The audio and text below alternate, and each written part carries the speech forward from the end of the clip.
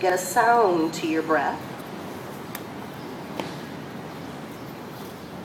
And then when you exhale your next breath out, join your big toes and move your hips all the way back toward your feet and your forehead toward the ground. Your forehead might make it to the ground, but if it doesn't, that's all right. If it would be better to have your knees wider, take your knees wider. Right, so the whole idea in each moment is to observe. Do I feel steady? Can I be more comfortable? Press your hands flat into the ground. Take a moment, just lift your chin up. You put a little arch in your neck and see your hands. Separate them shoulder distance apart, not too close together. And then look at your elbows. And if they look like they're bent, straighten them. And if they still look like they're bent, straighten them more. There you go. And with your arms straight, you can rest your head again. Plug your palms into the ground and use your hips going heavy backward and your arms stretching a lot forward to stretch your waist and get your waist like way longer.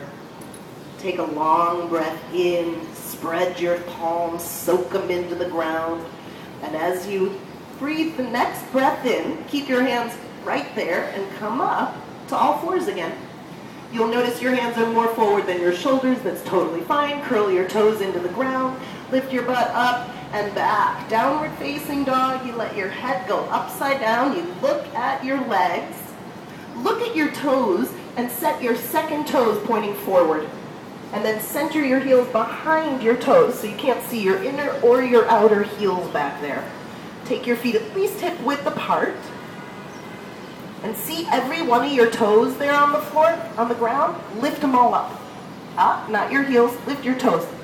There, that makes your legs engage a little. Now, keep the toes lifting up, up, up, but push your palms flat down, especially the space between your thumbs and your index fingers.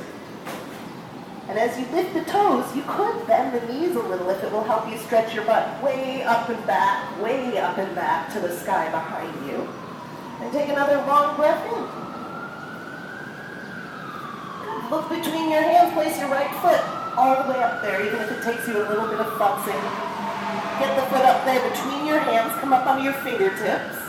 The back foot, the toes are tucked. Reach the heel of the back foot back and squeeze your hips forward. Those of you who are a little bit more experienced with the yoga postures, you can take your hands off the floor and lace your fingers behind your back and stretch the arms back. But everybody maintains stability through the front foot, the ball and the heel of it, and the back foot, the ball of it not tipping to one side or another. And then you can release the hands back onto the ground and step back to a push-up position so that your shoulders are right over your wrists. And you look forward. And some of you might need to put your knees softly back down onto the ground as we practice pushing the floor away and lowering slowly. A little cobra position to stretch the front of the body. Inhale your toes back and your chest forward. And consider that your chest is not on your chin. So back off on your neck a little and lift your chest forward. And then lift your hands. Yeah. And then curl your toes. Come to all fours and then downward dog. You push your hands down to make your butt go more up. And you press your feet down and lift your butt more up. And then you breathe there. See how you can get a little more comfortable, maybe. Let your head relax. Take a long breath in.